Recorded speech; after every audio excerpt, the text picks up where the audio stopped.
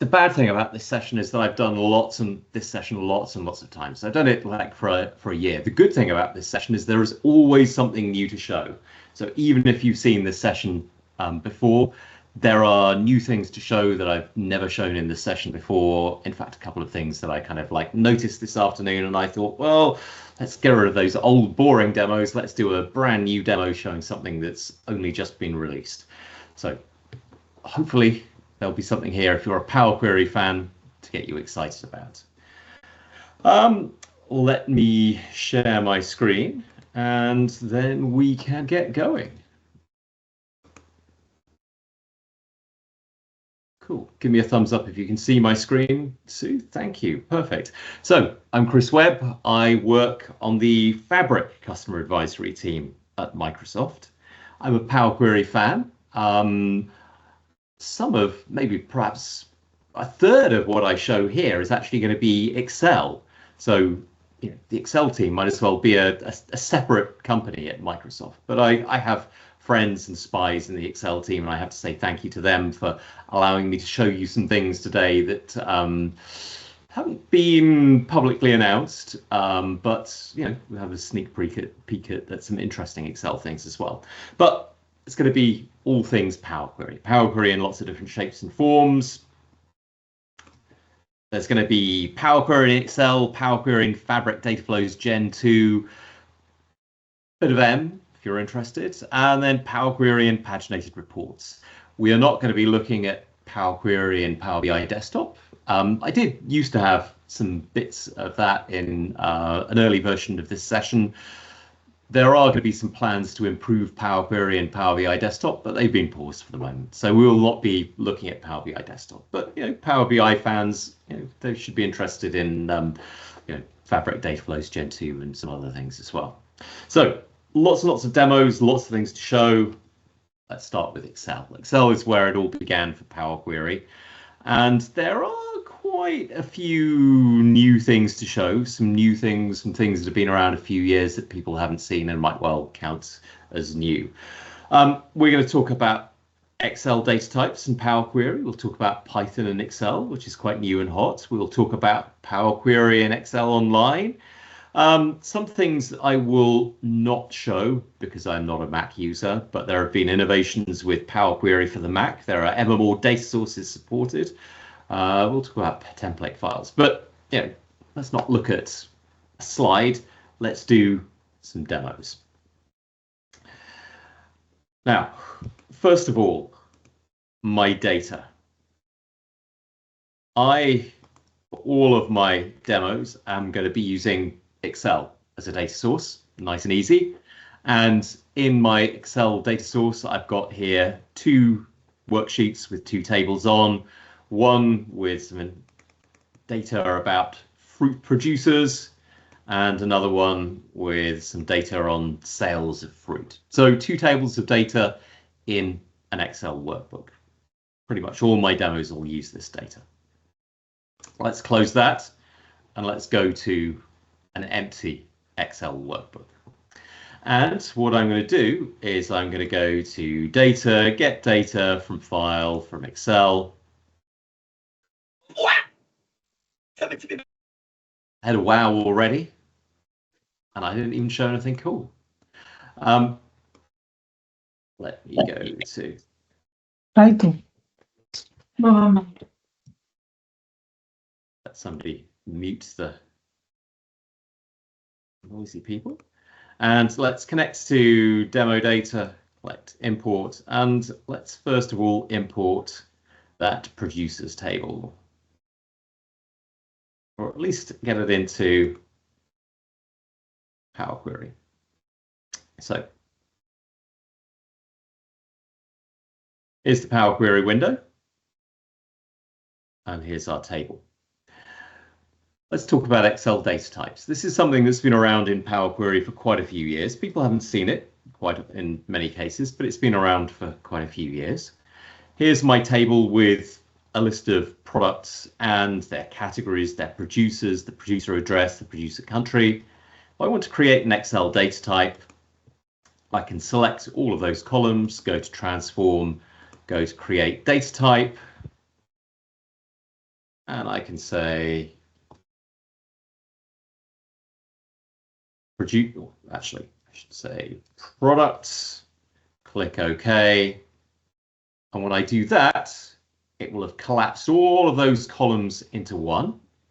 It's one column here with a special Excel data type symbol.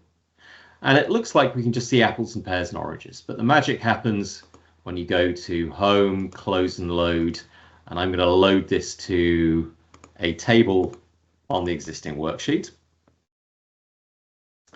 And you'll see that in my table, I have got not only apples, pears and oranges, but that same Excel data type symbol here.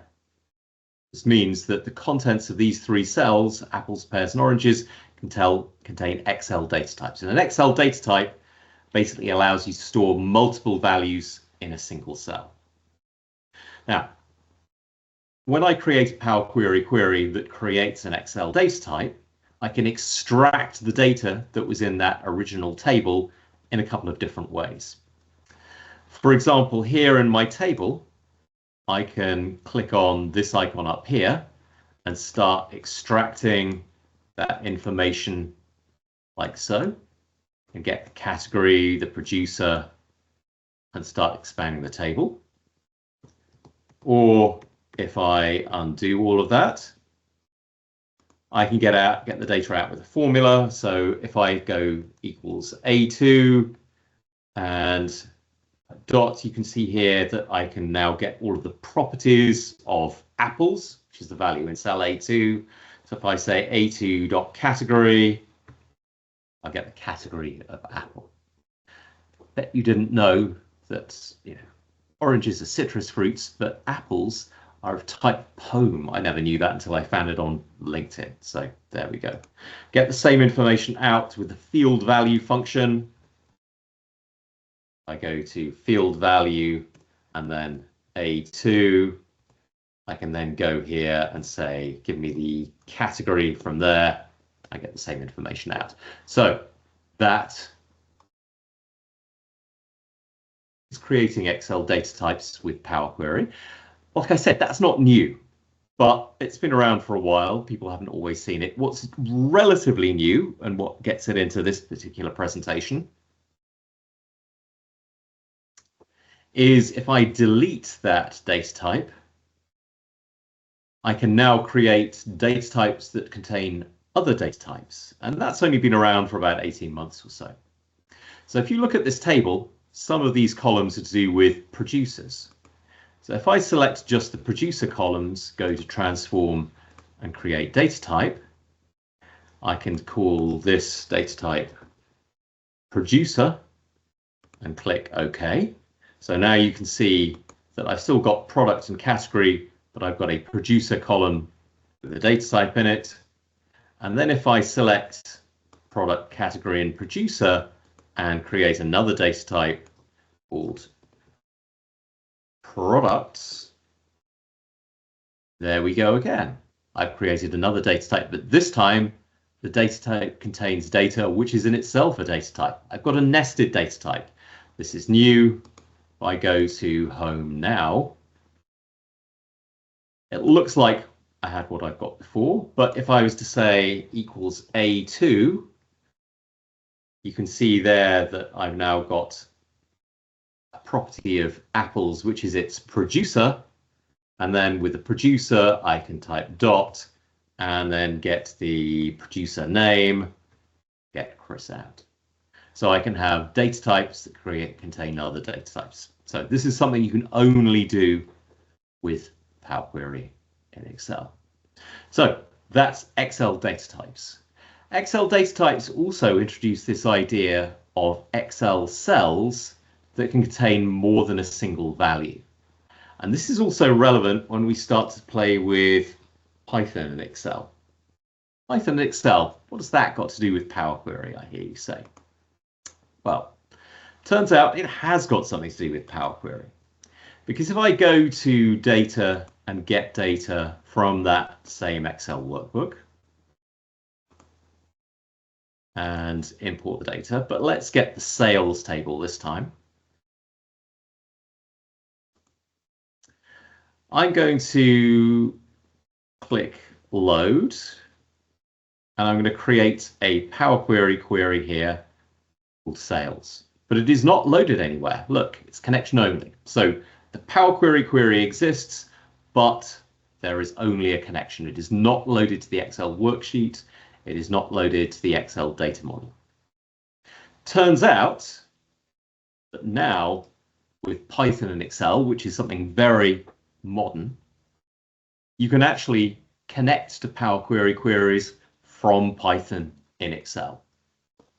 How do we do that? Well, in order to use Python and Excel, I need to create a Python cell. I can do that in a couple of different ways. I'm going to spend a lot of time explaining Python and Excel, but if I go to formulas, click insert Python, let's close that here. I've now got a special Python cell here with this py in it, and I'm going to insert a Python code snippet. And all I'm saying here is Excel, open brackets, double quotes, sales. Sales is the name of my Power Query query. Hit Control Enter to commit to the Python code. And now I've got a data frame that lives inside this Excel cell. Now, this is one of those special Excel cells that contains more than just a single value. It contains a data frame. At the moment, it just shows me this bit of text data frame, and it's got py sitting here. If I go up to here and say, instead of showing the Python object, let's show the Excel value, switch that over, look, it's the output of the Power Query query. So Python and Excel, people are doing all kinds of cool things, but Python and Excel cannot access data outside Excel except via Power Query queries. So if you want to get with it and do the cool new thing, use Python and Excel and access external data, well, guess what? You can use Power Queries, connect to your external data, and then you can write some Python code that just says Excel and then the name of your Power Query query. You can get at that data without even having to load the Power Query query to anywhere else in Excel. And of course, if you look at this from a Power Query point of view, you've now got Python. You can do all kinds of fun analysis and stuff in Python with your code. Now, here, instead of just writing that one line of Python code to get the contents of the Power Query query, I'm going to write something a little bit more advanced. We're now going to do some visualization in Python on the output of this Power Query query. And when it finishes, it looks really, really, really small, but somewhere inside this Excel cell, if we expand it, look, there we go. We've used Python to visualize the output of my Power Query query without ever having to stage the data anywhere else inside Excel. So that's another demo done. You can use Python and Excel with Power Query together. Let's move on and see something else interesting. Let's talk about Excel Online. So let's not save that. And let's go to pre-prepared Excel file that I've got here called current date time. So I'm going to open this Excel file in Excel Desktop, and I will explain what it does. It contains a single Power Query query,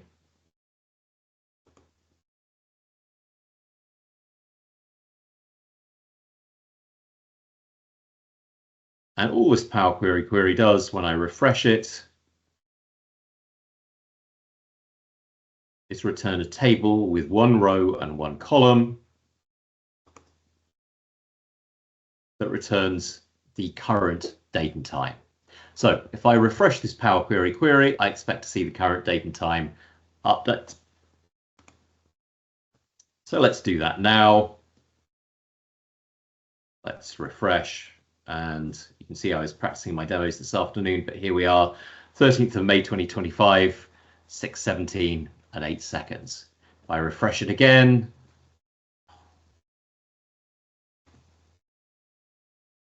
you will see the time keeps changing.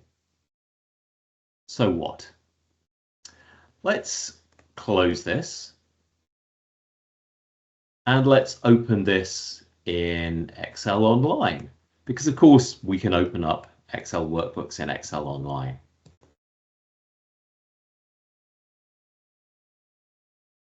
Now, I'm opening up an Excel workbook that contains a Power Query query.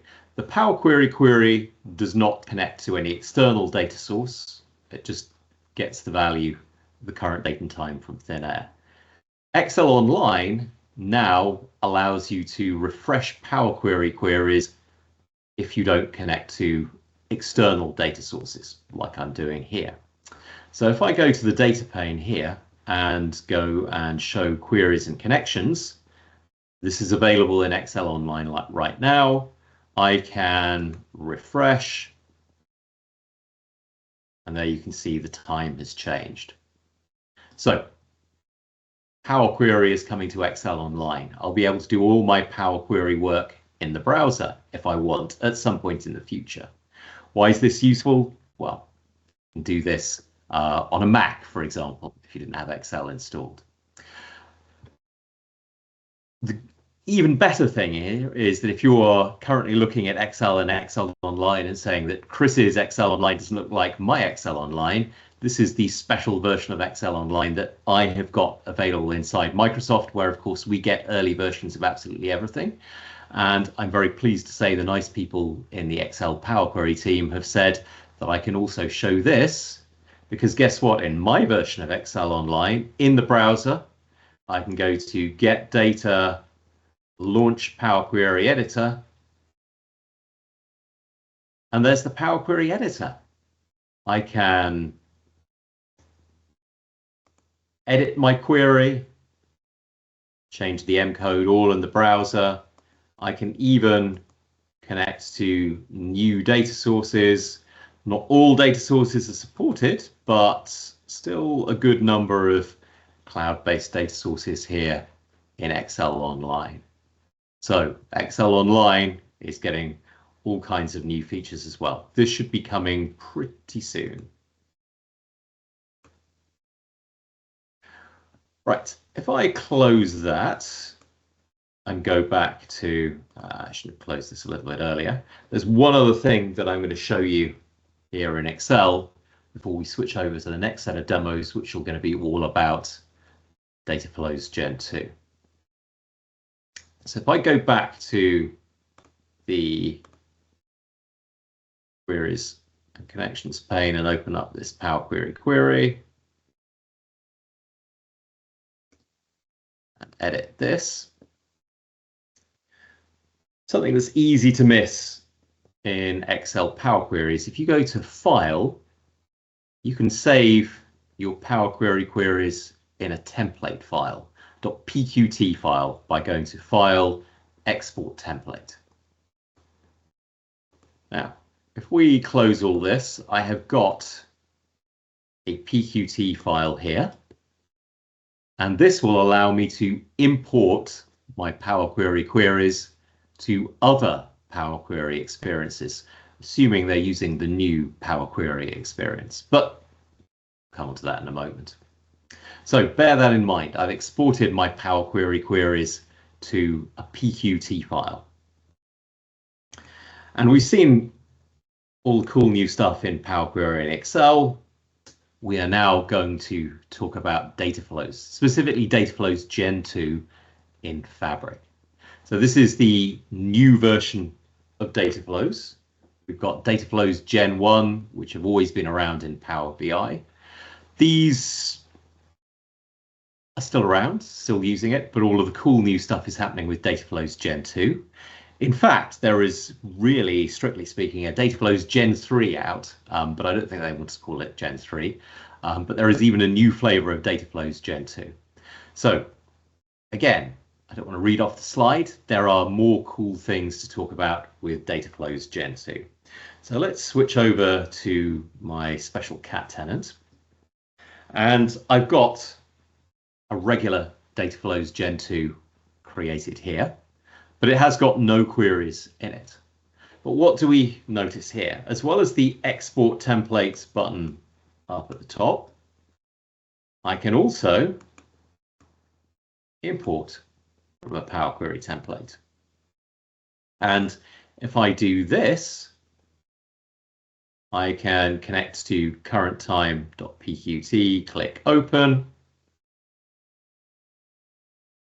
And here is my Power Query query that I exported from Excel, imported into a Fabric Dataflow Gen2. Right, let's delete that. Let's show some other interesting stuff. Now, as I promised, we want to use that same familiar Excel demo data that I used before. So I'm going to go and get data from an Excel workbook. And here I could connect to an Excel workbook that is stored in OneDrive for Business. There is, however, another new easy to miss option, not one that I think you're going to use in production, but if you're doing demos of Power Query, this is quite handy. You can upload a file and use that as a source. So I'm going to browse, upload demodata.xlsx. It's only 12K. It's going to store it somewhere hidden behind the scenes inside SharePoint. But then I can take that data that I've just uploaded, and there we go. I can click and create queries that connect to my producers and sales tables. And there we go. We've created our queries. So I can upload Excel files. This is a good opportunity to show some new stuff in Dataflows Gen2. And this would not be a Microsoft demo unless we were going to look at CoPilot. CoPilot, most people think about Fabric CoPilot as Power BI CoPilot and chatting with your data, but there is CoPilot available in Dataflows Gen2. The good news about CoPilot and Fabric as well is that it is now available in all Fabric capacity sizes from F2 upwards. And if you're working in the Power Query editor here with Dataflows Gen2 and you want to do some stuff, well, guess what? Here we are. We can go to CoPilot and open up a CoPilot pane. So what are the kind of things that I can do with CoPilot? Well, let's take my query here, and there's my data. Let's add a prompt, and let's say filter the table. So I only have products that were produced in the country France. I click send here. And then in a moment, it will add a new step to my query. And you can see here that I've only got the products in the country France, and there's the M code. It's done exactly what I wanted. So I can add new transformations. If I don't want that transformation, I can undo it and go back. I can then say, well, I want to create a new query that references this existing query and returns everything in the product category citrus. And if I hit enter here,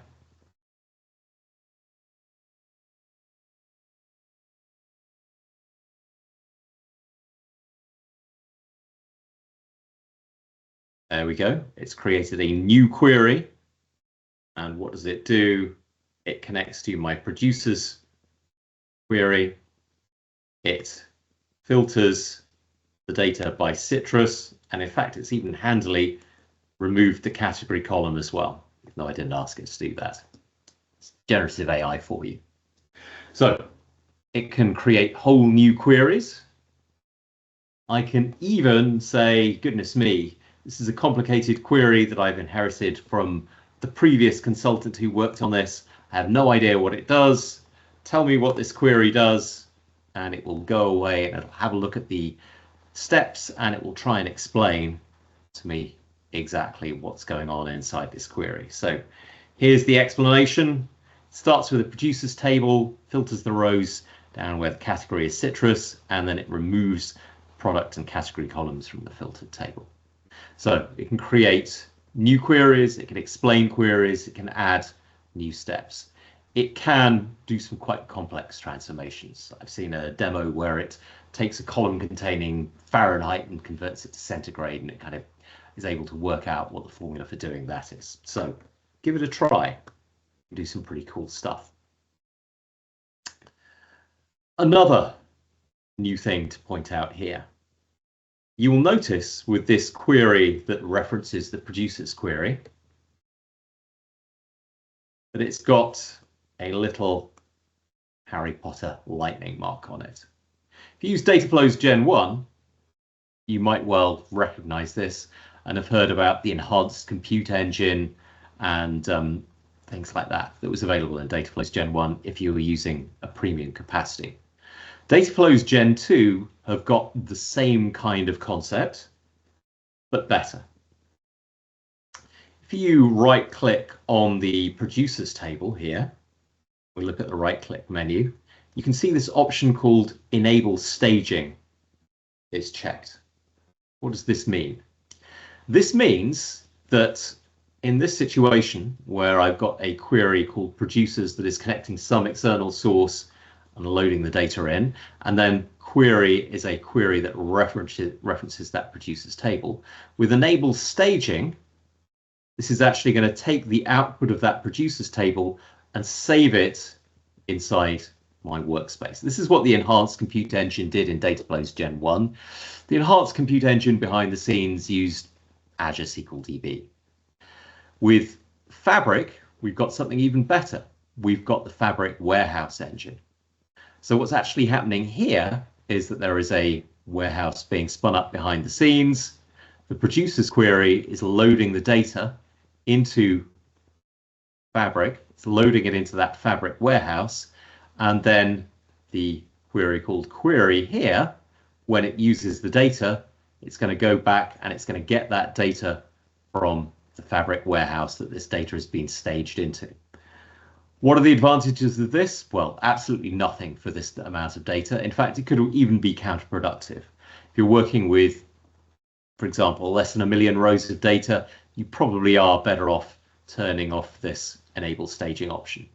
But if I was working with millions and millions and millions of rows of data and then applying a filter like this, because my second query here is applying a filter on a column, guess what? Because this data is now staged in Fabric Warehouse, this filter will fold back to Fabric Warehouse, and it could be an awful lot faster. I'll take questions at the end, but I've just seen Jake's question. No, the warehouse doesn't get destroyed after the data flow finishes the run. But don't worry too much about that. It's all in the background. It's all managed. You don't have to care too much about that. So we've got these new staging options.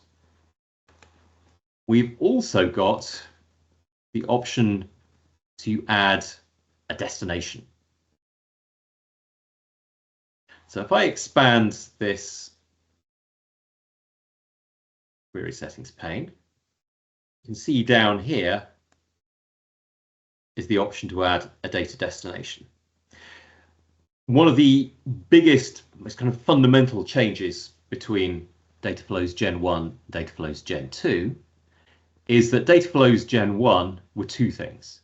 They were a self-service ETL tool plus some storage. When your Dataflow Gen1 ran and it output the data, it stored that data in this mysterious hidden storage that you couldn't really see. Dataflows Gen2 get rid of that mysterious hidden storage and instead gives you the option to load the data from your Dataflow into one of a couple of different sources. So if I click to add a data destination here, you can see what those options are. Well, I can choose the Lakehouse Warehouse, SQL Database, Azure SQL Database, Azure Data Explorer. That's all the options here, but guess what? There could be all kinds of other things in the future. Who knows what will come?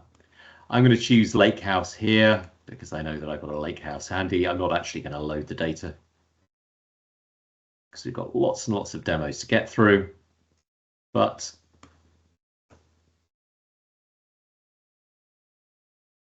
if I was to choose a Lakehouse somewhere in here, I can create a new table, click Next.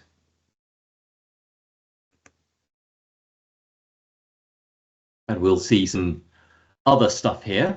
So these are the columns in the table that are going to be created. But if I turn off automatic settings, we can see more stuff. Now, the default behavior, well, the behavior of Dataflows Gen1 was that when you loaded the data from your data flow, you refreshed your data flow, the data that was there would get deleted and get replaced with a new lot of data. That's the default behavior here. And that also means that when you refresh, any columns that are taken away from the result disappear, any columns that are added or changed will get added or changed. That means in the background that the table gets dropped and recreated when I do a refresh, and maybe I don't want that. Maybe I don't want my columns to change. So I've got this option to use a fixed schema here, which guarantees that my columns in my destination will always stay the same. And if anything changes, then I'll get errors. I've also got this option to append. An append means that I get to keep the data that I had previously loaded into the destination and add new data to it. Now, you have now got incremental refresh in Dataflows Gen2. You always had incremental refresh in Dataflows Gen1. Incremental refresh in Dataflows is quite complicated. A lot of people kind of looked at it and thought, oh, you know, this gives me lots of options. I don't really understand it. All I want to be able to do is use my data flow to just add new data to what was there before. Guess what? That's what you can do now with Dataflows Gen2. Be careful what you wish for, because if you append data and then there's some bad data that gets in, it's going to be a lot more of an effort to try and get rid of that bad data. But if you just want something simple that every time you refresh the data flow, you append new data to the end of the existing data that's there in the target, well, you can do that as well. Let's cancel out of that. One last thing to show is that I've now got some options, publish now and publish later. If I publish now, any of my changes will get saved and I'll have to go through that tedious validation process. If I click to publish later, I will just be able to close and I don't have to wait for a really long time for my data flow to validate. So there's that, but guess what? That was just a Dataflow Gen2. If I try and create a new Dataflow Gen2,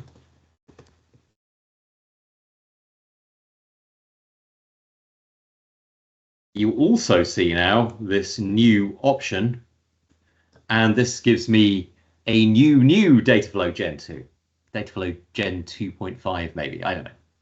Let's create one of these. You'll notice some subtle changes. Actually, I'm not going to create a new one because I've got one that's created earlier.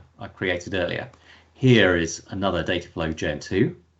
And you will notice here there have been even more subtle changes to the UI in that I don't have the publish now or publish later option that I had with my Dataflow Gen2. Guess what? Now I've got save and run and the option to just save, which I think is an even better, more clearer approach. The other big difference with this new flavor of data flows is, as the dialog we just saw suggests, this now works with CI/CD. So if you're using Git integration with your Fabric workspace, this now works. There are a couple of other demos that I could do with Dataflows Gen2, but they were all fairly boring, and I wanted to show a new demo that's only possible with new Dataflows Gen2 and shows functionality that I've never demoed before that was released at the Fabric conference. It's all about parameters.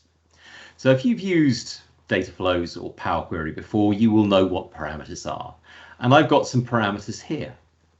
I've got a parameter here. If I go to manage parameters, I've got a parameter called my data, which is of type text, and it has the value hello world. I've also got a parameter called my table name, and its current value is this is a table. Now, I've got a query here, and the query doesn't do anything too interesting. What it does is it returns another one of those tables with one row and one column of type text, and the contents of that single row and column is the value of my parameter my data, which is hello world. So I'm using one of my parameters that I've declared here. What's cool and new? Well, with these new flavor of data flows, I've got a data destination set to my lakehouse here. But if I have a look at the destination,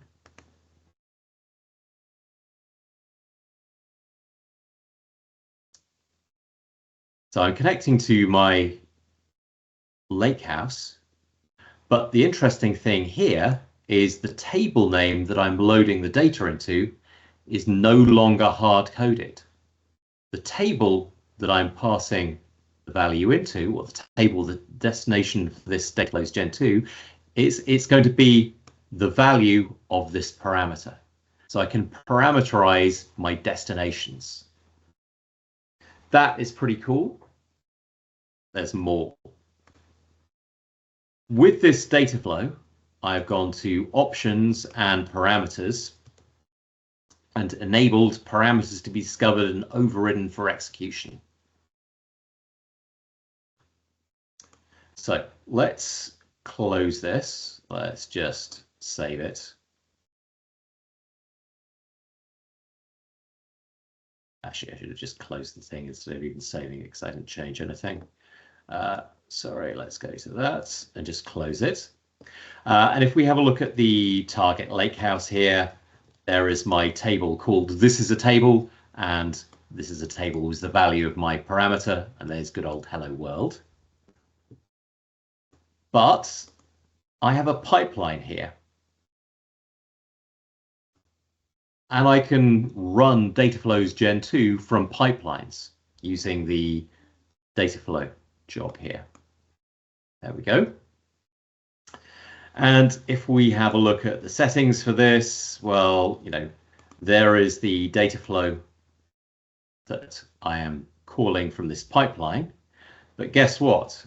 When I call from my pipeline, I can override the value of one or more parameters inside my pipeline. So here I can now say this Dataflow Gen2 had two parameters, my data and my table name. And I'm now going to change my data, which used to be hello world, to passed from a pipeline. And I'm going to change my table name to be table from pipeline. And now when I run my pipeline, it's going to run that same data flow that we had before, but it's going to pass in new values for the parameter. So this will take a little bit of time, and running the data flow like this, it's going to be moderately interesting. But of course, the really interesting thing now is that you could perhaps create a loop inside your pipeline, call the same Dataflow Gen2 multiple times with different parameter values, and then perhaps load data from multiple different sources, do different transformations, and load to multiple different destinations as well. So really, really cool stuff here that allows you to have kind of metadata-driven Dataflows Gen2. Now, in a moment, this will have worked and it will have finished.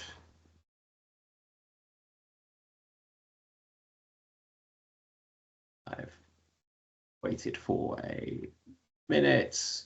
It usually will have finished by now. Talking, keep talking, keep talking. You've got a finally from Pavel for this, yes, for the parameters. Exactly. This has been long awaited, long awaited.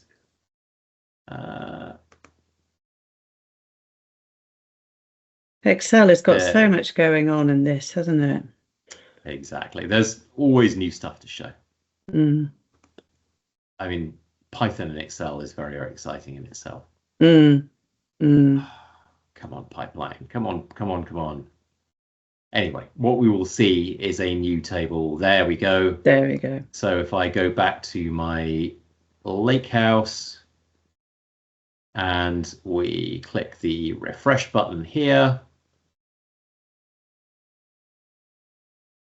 and give it a refresh again, that unidentified thing will turn into table from pipeline.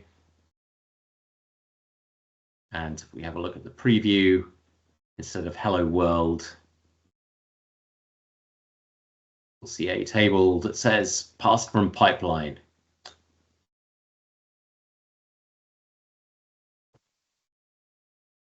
Come on, show me the preview. It's making you wait. It's always frustrating when it makes you wait for the very last thing in the demo. Come on, come on, come on. Jake said it. All right, yeah. You'll take it. Yes, it would be nice if Power Query was updated. Anyway, that's the end of all of my Dataflows Gen 2 demos. There we go. Oh, there we go. Finally showed it. Passed from a pipeline. So, parameterized Dataflows Gen 2. Last thing that we're going to talk about. Let's go back to Power BI Desktop. So let's go to the desktop and open Power BI, not Power BI Desktop, but Power BI Report Builder. Where's search doing that? Anyway, let's open up Power BI Report Builder. So Power BI Report Builder is where we build paginated reports. Who remembers paginated reports? No, paginated reports are still useful. Paginated reports are really great when you want to do pixel perfect reporting. The problem with paginated reports in the past, though, was you couldn't connect to many data sources. You could only connect to data sources that old, boring, paginated reporting services could connect to. But not anymore. Now we can connect to even more sources with, guess what? Power Query. So I started with a completely blank paginated report. I'm going to go to the Data tab here in Report Builder and click Get Data. And guess what? Here is good old Power Query with all of my sources. And I'm going to connect to Excel. But I'm not going to connect to a local Excel file because, of course, I want to be able to publish this paginated report. So if I want to connect to a published an Excel file in OneDrive for Business, I'm going to use the Web API connector, and I am going to paste in the URL of that Excel file that we've seen lots of here. Now, this all seems to just work because I've already created a connection in Power BI that points to that Excel file. So this is quite cool. If you've already got a connection set up in Power BI to your data source, Paginated Reports here will automatically find it and use it, so you don't need to set up a new connection. And then if I click Next,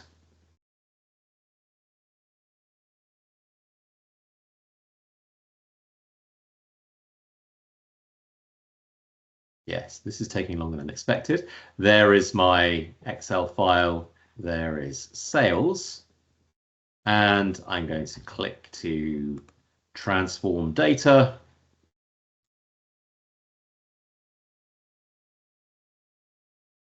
And I've got the Power Query UI that you might expect. I'm not going to do any transformations here. I'm just going to take my table and click Create. And it's created a report builder dataset with 3 columns. And if I go to Insert and Insert Table, let's insert a table here, my sales report. I'm going to drag product into here, country into here, sales into here, and let's at least make the headers bold. Click run the report.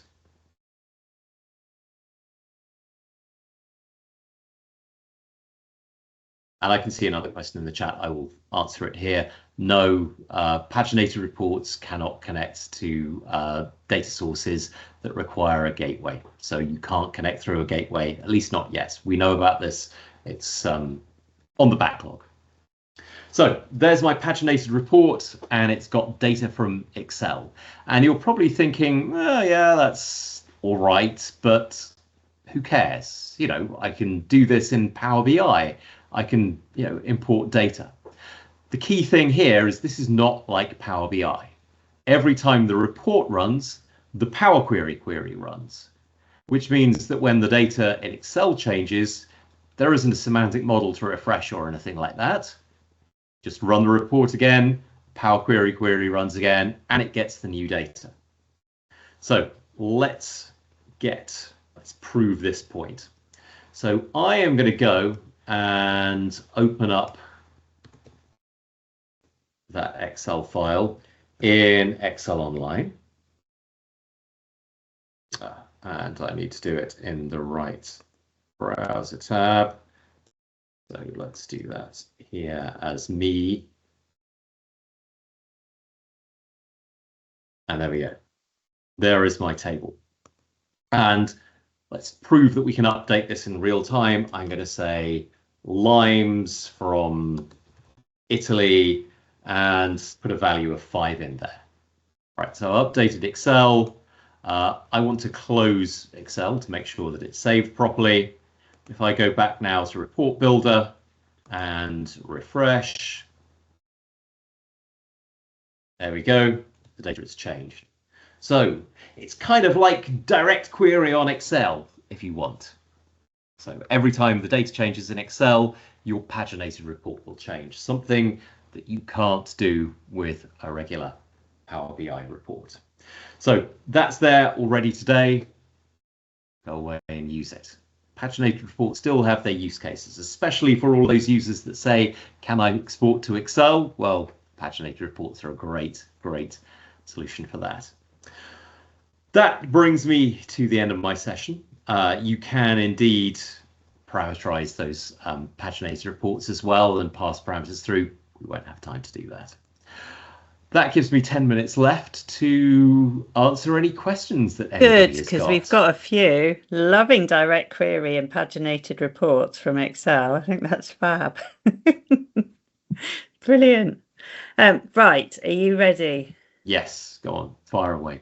There's not too many. So if we go back to Excel, where you showed the data types in Excel, Jake wants to know, can you store a nested structure in an Excel data type, or is it only a row? So you can store a row in a cell, but not clear if you can have rows in a cell. You can only collapse with the type of data types that you can create with Power Query.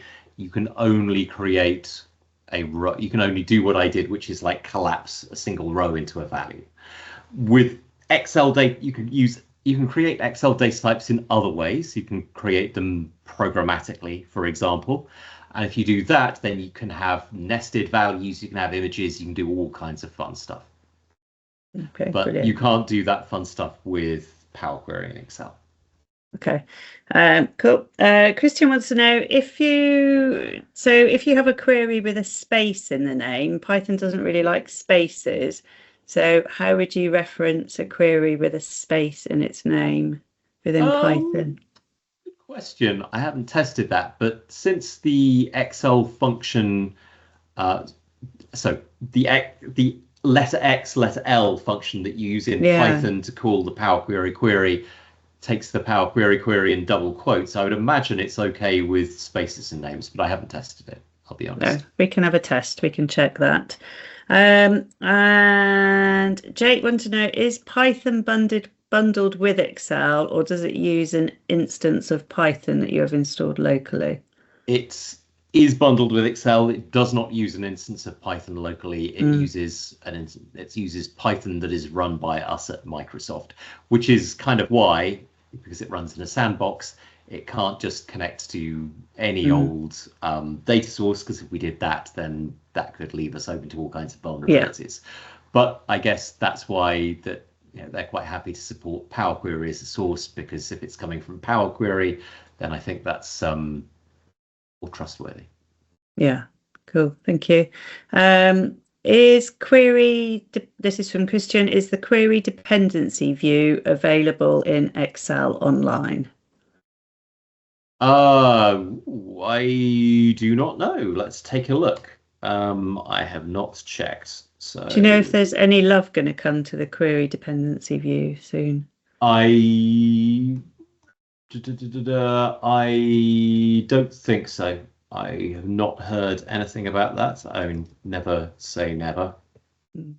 If we have a look in this, actually, this is probably a bad query to use, but if we have a look in queries and connections, there we go. And edit this. Not everything is available here. We've got diagram view, but I don't think we've got the dependencies, have we? No. No, I don't think so. I don't think we've got that. Like to have it as tabs, like you've got in the data modeling view. It'd be nice to have tabs so that you can see. Yeah. Oh, nice question from Pavel. Would it be possible to update Power Query in Excel online using Office script code? That would be the dream. I do not know yet, but that's something that I have always wanted to do. Yeah, that would be pretty cool, wouldn't it? Yes. There was some discussion about CoPilot, because I know, like you said, CoPilot now you can use with F2. Wynne Hopkins is doing some great testing to get an idea of capacity usage. But I don't think CoPilot is available in trial. It is not available in trials, I'm afraid. Yeah. You have to have a paid capacity. Yeah. Pavel says he has a dream. Well, you can always create an F2 and then stop it and start it. Oh no, I think he's talking about the Office scripts. Oh yeah, the Office scripts. Oh yes, the Office scripts definitely. I do kind of get around to trying to test that every 6 months, because having Office scripts to refresh Power Query queries would be super handy. Yeah. Absolutely. I've got them refreshing data sets within.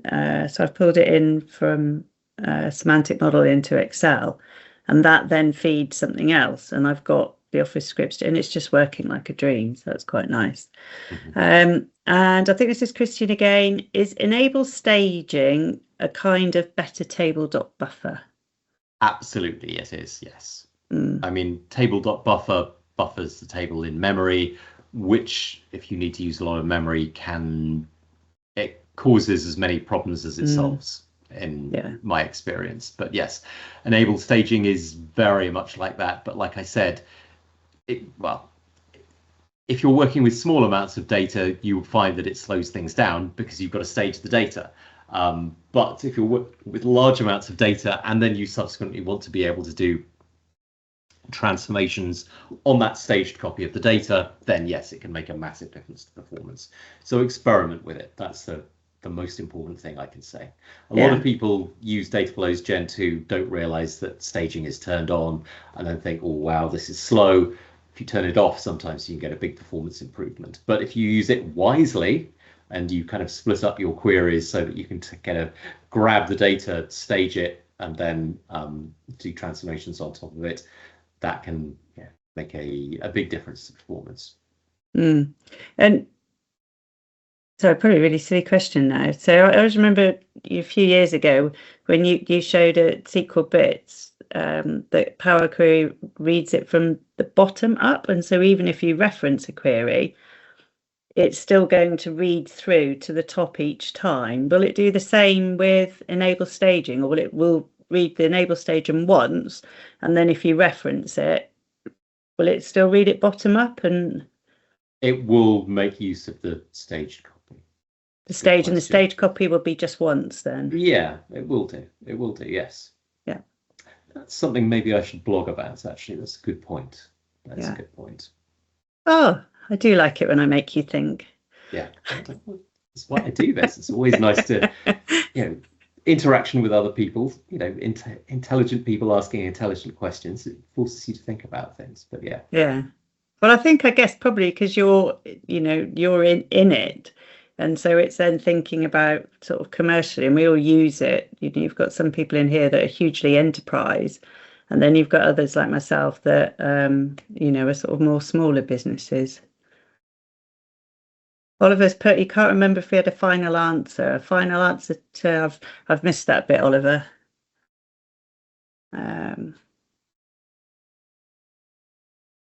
Oh, is it possible to see individual entity CP usage? He usually asks this one. This is his favourite one. Sorry, Oliver. Is it possible to see individual entity CPU usage in Fabric data flows rather than the whole data flow?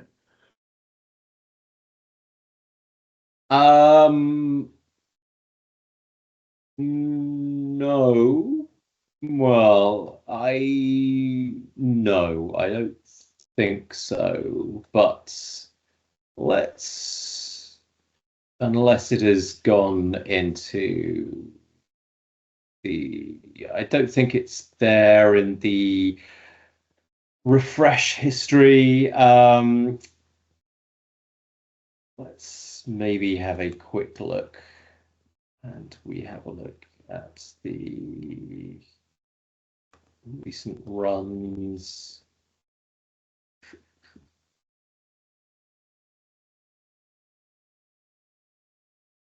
Don't think no, it doesn't give you anything about CU usage or anything like that here. No. Does that include, Chris, when you install the Microsoft Fabric capacity metrics report? So when I use that, I get, I don't know whether the capacity metrics app would give you the detail about the individual queries. I don't think it does. I couldn't get it to it. It'd be really great just to sort of fine tune your data flow to know which one's costing you the money. And okay, that's fine. Thanks, Chris. Thanks, Sue. No worries. Oh, that was the last question, Chris. Cool. All right. Well, that's perfect timing because it's. I know. Look at that. Look at that. I know. He is good, isn't he? That's unbelievable. And present. Last one for Jake. Can you see CPU usage in workspace monitoring? Well, maybe one day you would be able to see.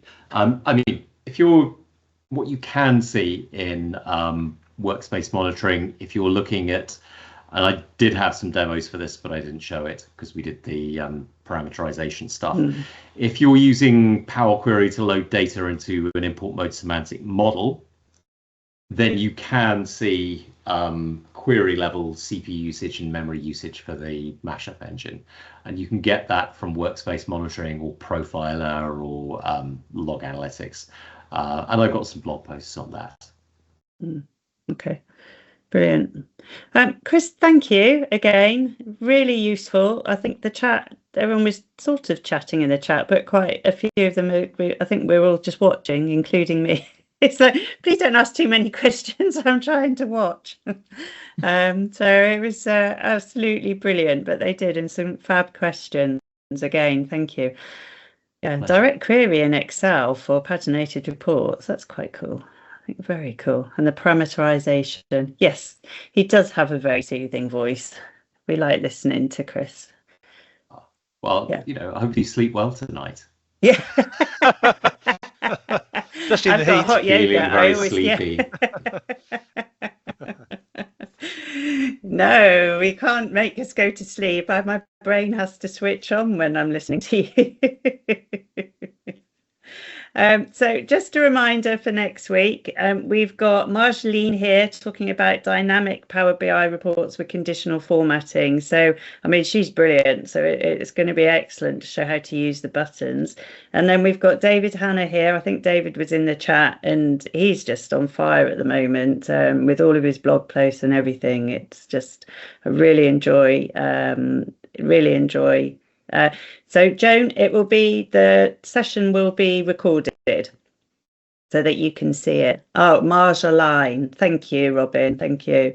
And then you've got me. I'm practicing for SQL bits. So I'm going to take you through the difference between PySpark and Pandas, because it's always a bit confusing, I think, when you start using notebooks in Fabric to understand the difference, because there are some changes as to what you have to do. So a little bit of me if you want to be tested upon.